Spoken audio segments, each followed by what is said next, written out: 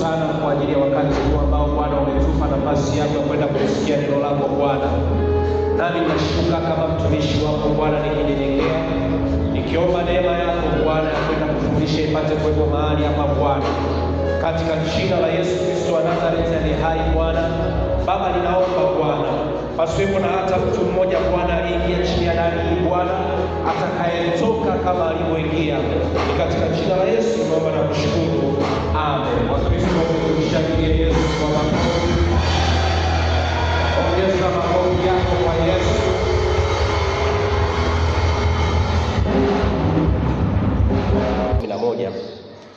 Maandiko yanasema wazi kabisa kwamba Bwana alitoa wengine kuwa mitume, alitoa wengine kuwa manabii, alitoa wengine kuwa wachungaji, alitoa wengine kuwa wainjilisti na alitoa wengine kuwa walimu. Sasa kila mtumishi ambao unamuona katika Tanzania na katika kanisa kuna kitu ambacho amepewa. Wako mitume ambao kwa kweli wanafanya kazi yao vizuri na Mungu anawatumia vizuri. Wako ambao wana huduma za kinabii na Mungu anawatumia vizuri katika hilo eneo lao. Lakini pia wako wenye huduma za kichungaji kama wachungaji wetu tunaoona mahali hapa. Kwa kweli na Mungu anawatumia mahali vizuri kwa jinsi ambavyo wanatumika mahali hapo. Lakini pia wako ambao ni wainjilisti, lakini kwa neema ya Mungu mimi nimepewa neema ya kufundisha. Amina, watu wa Mungu. Kwa muda mwingi sana tutakuwa tukijifunza neno la Mungu, tukishare na vitu mbalimbali vya neno la Mungu, pamoja na kwamba ndio kuna saa tutafanya maombi na maombezi na vitu vingine, lakini msisitizo wa kwanza kabisa utakuwa ni kujifunza neno la Mungu. Maana neno la Mungu linasema wazi kabisa watu huwa wanaangamizwa kwa kukosa maarifa. Amina, watu wa Mungu. Kwa tunatamani sana ndilo eneo ambalo Mungu ametuitia na ndicho ambacho tutaenda kufundisha.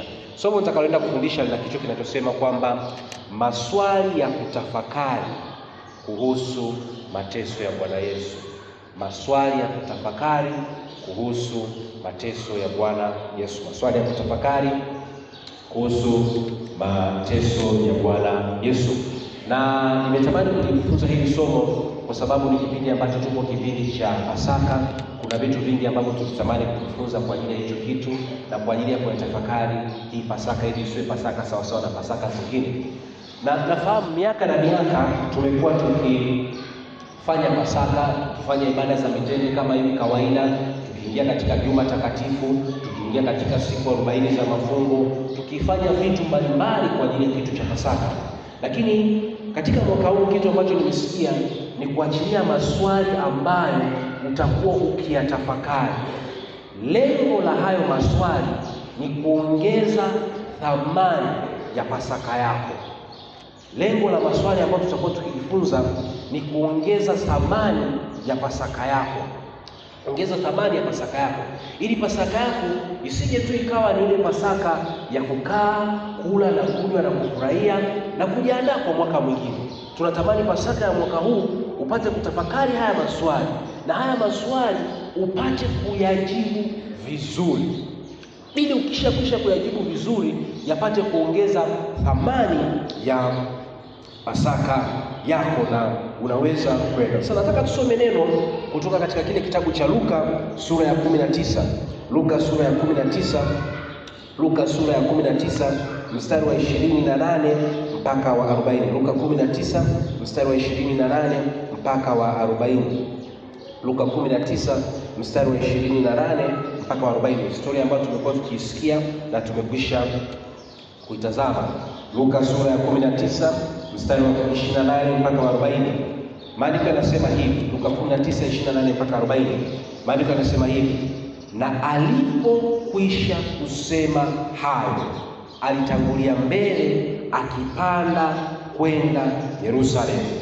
Ikawa alipokaribia Bethfage na Bethania kwenye mlima uitwao wa Mizeituni, alituma wawili katikati ya wale wanafunzi akisema, nendeni mpaka kijiji kile kinachowakabili, na mtakapoingia ndani mtamwona mwana-punda amefungwa, ambaye hajapandwa na mtu yeyote bado.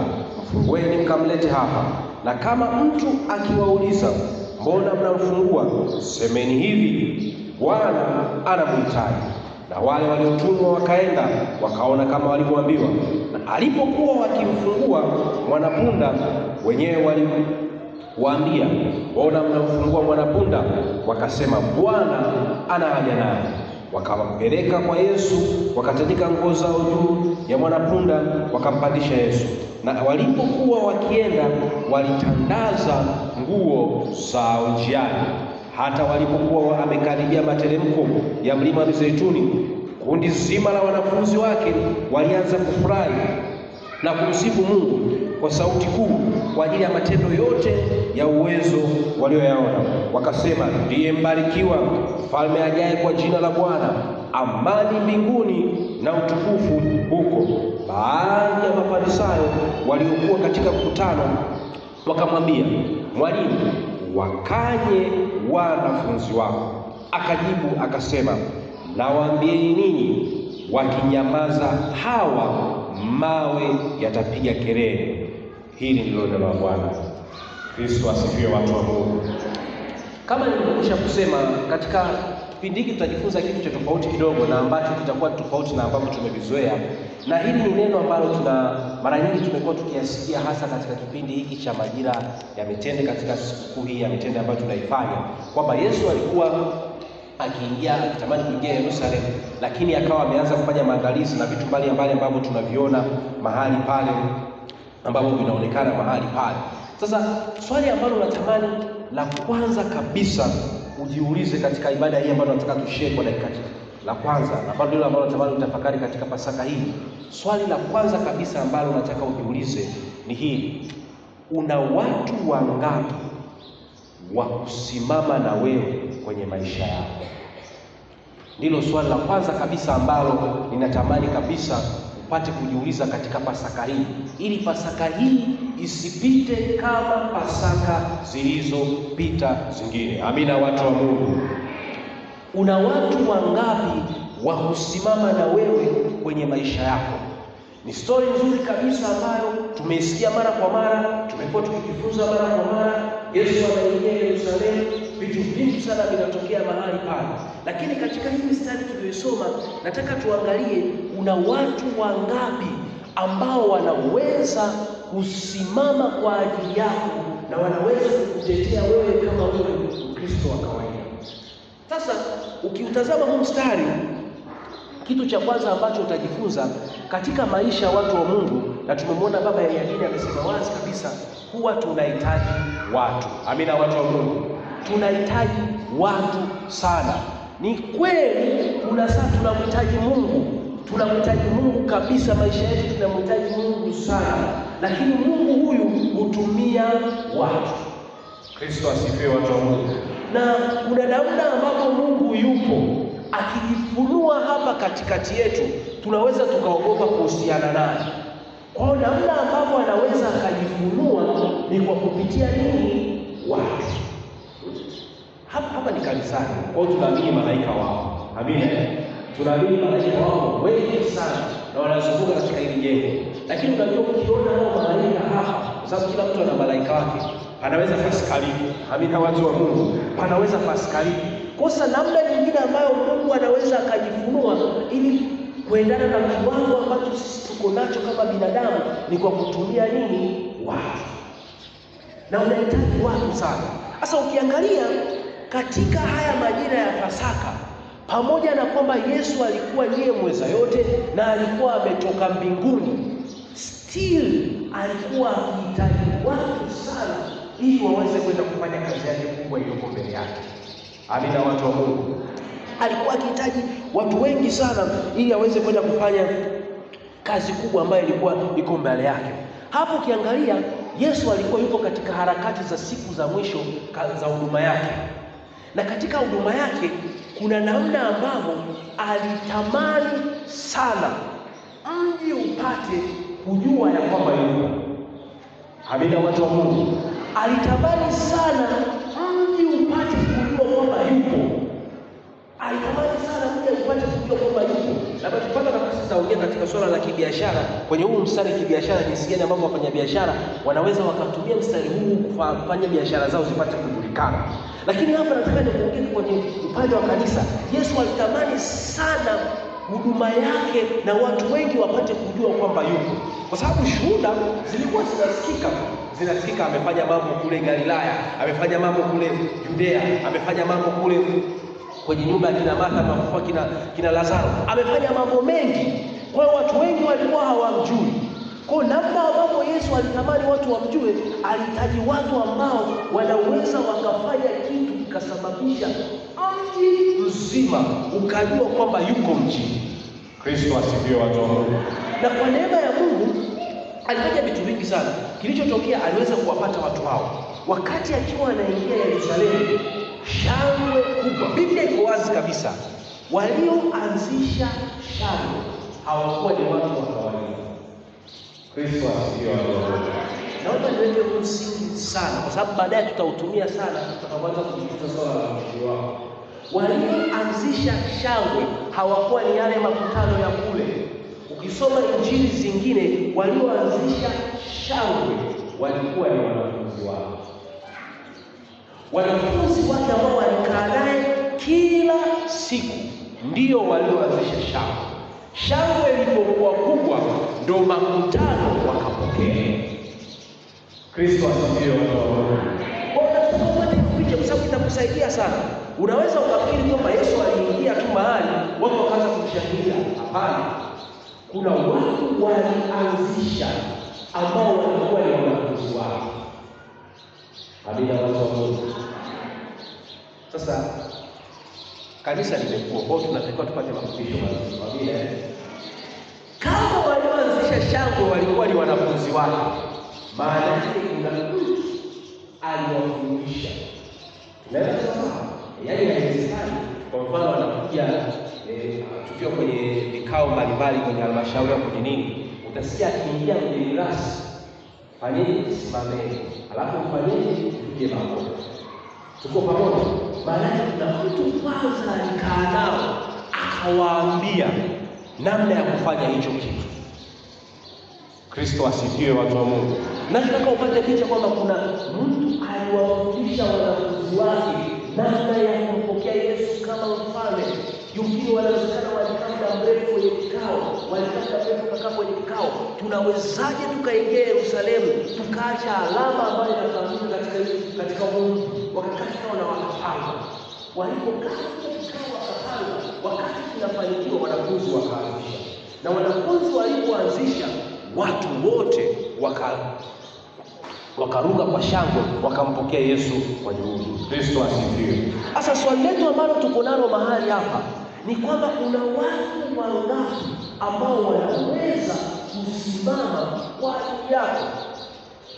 Kuna watu wangapi ambao wanaweza kusimama kwa ajili yako? Wasomaji wa Biblia wanafahamu kihistoria hapa Yerusalemu ilikuwa sio mara nyingi sana Yesu alikuwa anaenda mara kwa mara. Alikuwa anaenda mara chache sana. Kusoma kwenye kitabu cha Yohana, alienda mara ya kwanza, kuna grupu ikatokea akaondoka, akaenda akafanya mikutano mahali pengine. Mikutano mingi akafanya mikutano mingine nje ya Yerusalemu. Hii ilikuwa ni mara ya pili kabisa akiwa anaenda karibu, akawa anaingia Yerusalemu. Alihitaji watu wengi sana ambao wataweza kumtaja kwa yeye kwa maana. Sasa na katika maisha yetu watu wa Mungu, unaweza ukawa na kitu kizuri. Hamina, watu wa Mungu. Unaweza ukawa na kitu kizuri sana, ila huna watu wa kukitaja hicho kitu.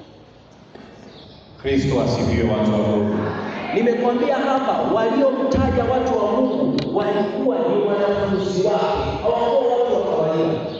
Wanaanza wanafunzi wake waliomtaja mara kwa mara, ndipo watu wengine wakapokea.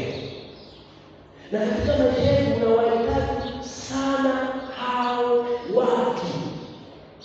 Unawahitaji sana hao watu ambao wanaweza wakalitaja jina lako, ili jamii ile ambayo umetumwa iweze kutambua jina lako. Kristo asifiwe. Tunafahamu hivi tunaposikia labda kuna upepo mahali fulani, hivi unafikiri ni kweli rais anaweza akawa anajua watu wote? Unafikiri ni kweli? Maana kuna watu wako mahali hapo wanaweza wakakutaja.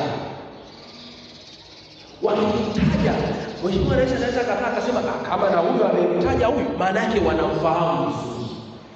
Kristo asifiwe. Kristo asifiwe. Sasa nataka tuangalie mstari huu mwingine kwa sababu ni asubuhi tunaweka msingi wa haraka. Nataka tuangalie mstari mwingine huu hapa. Tunahitaji mstari huu tusome katika kile kitabu cha Luka sura ya 14.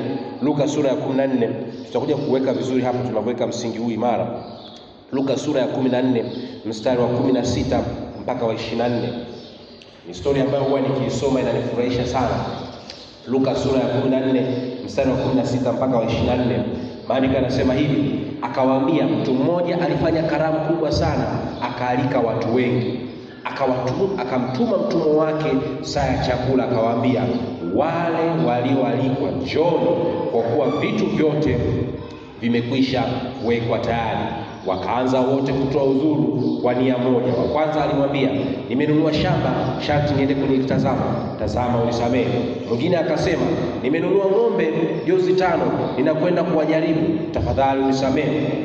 Mwingine akasema, nimeoa mke, kwa sababu hiyo siwezi kuja. Yule mtumwa akaenda akampa bwana wake habari ya mambo hayo. Basi yule mwenye nyumba akakasirika, akamwambia mtumwa wake, toka upesi uende katika njia kuu na vichochoro vya mji, ukawalete hapa maskini na vilema na vipofu na viwete. Mtumwa akasema, Bwana, hayo uliyoyaagiza yamekwisha tendeka, na hata sasa ingaliko nafasi. Bwana akamwambia mtumwa, toka uje uende barabarani na mipakani, ukawashurutishe kuingia ndani, nyumba yangu ipate kujaa. Maana nawaambia ya kwamba katika wale walioalikwa hapana hata mmoja atakayeionja karamu yangu. Kristo asifiwe, watu wa Mungu. Kristo asifiwe. Nimeusoma tena huu mstari nataka kuunganisha matukio haya mengi ya msingi upate kugundua ni kitu kimoja. Kama tulikusoma, kulikuwa na mtu ambaye kwa kweli yeye alikuwa ni tajiri. Ndio sawa. Alikuwa ni mtu ambaye anaweza kaandaa sherehe na watu wakale. Sasa nataka uangalie, na hili ndilo swali ambalo tunataka tuweke katika maisha yako. Je, una watu? Huyu mtu yumkini alikuwa anafahamika kijiji kizima. Amina, watu wa Mungu. Yumkini alikuwa anafahamika kwenye mji mzima. Kwa sababu alifahamika kwake kwenye mji mzima, akaamua kuandaa sherehe. Akaamua kuandaa sherehe yake vizuri. Kaandaa sherehe yake vizuri. Wakati anaandaa sherehe yake vizuri, imeenda vizuri, imeanza vizuri, akaenda kualika marafiki zake. Akaenda kualika rafiki yake wa kwanza. Kaalika rafiki yake wa kwanza. Rafiki yake wa kwanza akamwambia, kwa kweli bwana, mimi kwa kweli nina udhuru. Na udhuru mkubwa sana, kwa sababu nimenunua shamba, ninaomba nikalitazame. Akasema haina shida. Akaenda kaalika rafiki yake mwingine, akaalika rafiki yake mwingine. Sasa kilichonishangaza sana kwa huyu mtu alikuwa anajulikana sana, lakini marafiki zake wengi walikuwa na sababu sio za msingi. Wengi walikuwa hawako tayari kujitoa wakati wanahitaji sherehe. Kristo asifiwe. Mmoja akasema, mimi nimenunua shamba, mimi nimenunua kitu cha namna hii, mimi nimenunua kitu cha namna hii. Lakini kiukweli baada ya mwisho mambo hayakuwa vitu vyote. Sasa sikiliza. Jambo la kwanza kwenye mistari hii ambalo unaliona mahali hapo, mtu wa Mungu, huyu tajiri alifikiri alikuwa ana watu, lakini kiukweli alikuwa hana watu. Wale ambao alifikiri ni wa muhimu sana, kiukweli wao walikuwa na muda Yesu wa muhimu. Kristo asifiwe kanisa. Kuna watu katika maisha unaweza ukafikiri ni wa muhimu sana kwako, lakini kiukweli wao hawaoni kama ni wa muhimu sana kwako. Tunaenda sawa? Wewe unaona kama hao ni wa muhimu sana. Bila wao mimi siwezi labda kupiga hatua. Bila wao mimi siwezi kupiga hatua nyingine ya kimaisha. Lakini wao hawaoni kama wewe ni wa muhimu. Kwa sababu wewe alikuwa na marafiki wengi sana, na kila alipowaita hakuna aliyesogea. Lakini jambo lingine, watu waliomzunguka walijua aina ya marafiki alionao. Ukisoma huyu tajiri alikuwa na watumwa. Watumwa walijua kabisa huyu jamaa marafiki alionao sio kwamba wanaona yeye wa muhimu sana. Kwa sababu gani? Unajuaje? Wakati wameandaa sherehe ilipokosa watumwa walifanya kitu cha pekee. Hawakwenda moja kwa moja kwa tajiri. Ukisoma mstari wa 21 na 22, wakati tajiri anatoa wazo kwamba jamani, sasa kama sherehe ikosa watu, twendeni tukaalikwe watu maskini kule njiani. Wale watumwa wakaambia, bwana, hilo jambo tumeshalifanya siku nyingi na bado nafasi. Maana yake hao watumwa, wale wafanyakazi wake waliokuwa chini yake, walikuwa wanajua kabisa huyu mtu pamoja na kwamba ni mtu mkubwa, ni mtu ambaye anafahamika katika jamii, lakini kiukweli hana marafiki ambao wanaweza kutoa kwenye maisha yake. Na watumwa wanajua hicho. Na kitu kimoja ambacho kinashangaza, wale watumwa wakagundua kabisa kwamba hii sherehe haiwezi kwenda bila kwenda kualika watu wengine. Sasa sikia, wale watumwa baada ya kuona sherehe yeye wakaenda wakaalika watu wengine. Na yule tajiri baada ya kuona kwamba sherehe kwa kweli haiwezi kuendelea bila kitu kingine, akakubali watu ambao hawakuwa marafiki zake waingie katika sherehe yake. Kristo asifiwe watu wa Mungu. Sasa katika masaa hii tunakuja tunakuja kwako, una watu wa muhimu kiasi gani kwenye maisha yako? Moja ya kitu ambacho watu wa Mungu katika kanisa lazima ifike mahali ufanye tathmini ya aina ya watu ambao unao kwenye maisha yako. Tupata nafasi tutakuja kuonyesha pia watu ambao wanakuja wakati wa huzuni. Lakini huyu haikuwa ni huzuni, ilikuwa ni kipindi cha furaha. Alikuja kugundua pamoja na kwamba anajulikana mji mzima, lakini hakuwa na watu ambao wako tayari kuingia kwenye sherehe. Kristo asifiwe. Lakini kwa kumalizia, tujaribu kujiuliza katika maisha yetu ya kawaida kabisa. Biblia haijaandika, lakini katika maisha yetu na katika hekima yetu ya kawaida, ukiona umeandaa sherehe halafu watu hawajali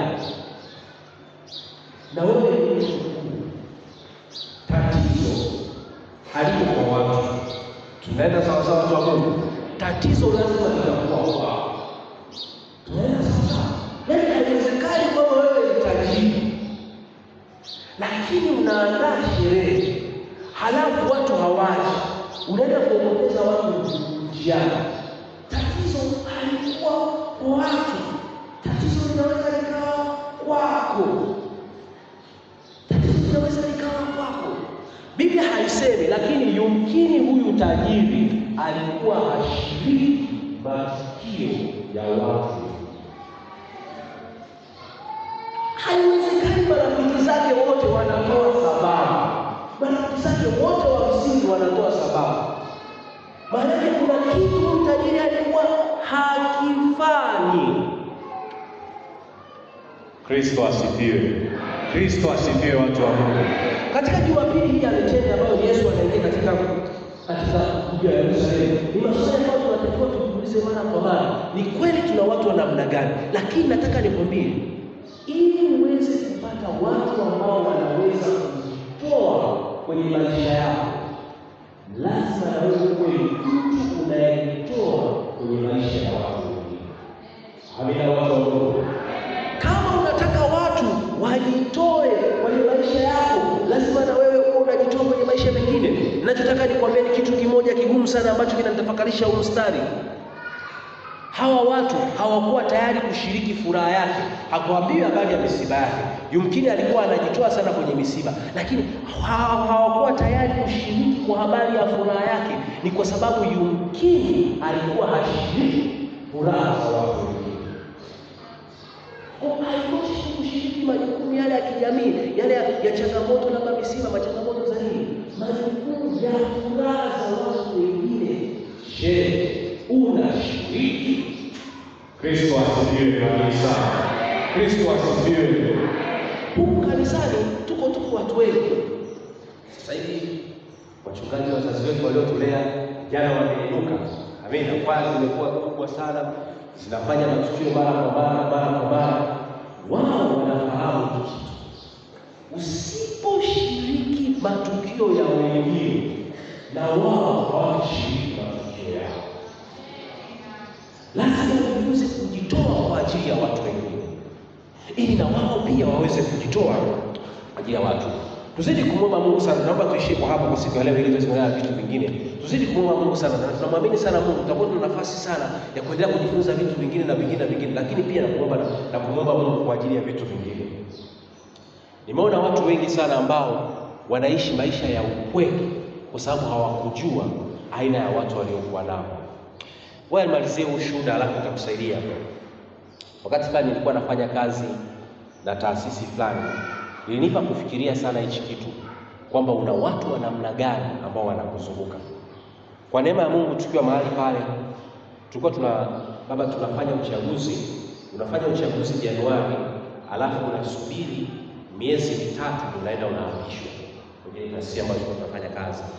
Kwa hiyo tukafanya uchaguzi, kwa neema ya Mungu tukafanya mahali pale vizuri.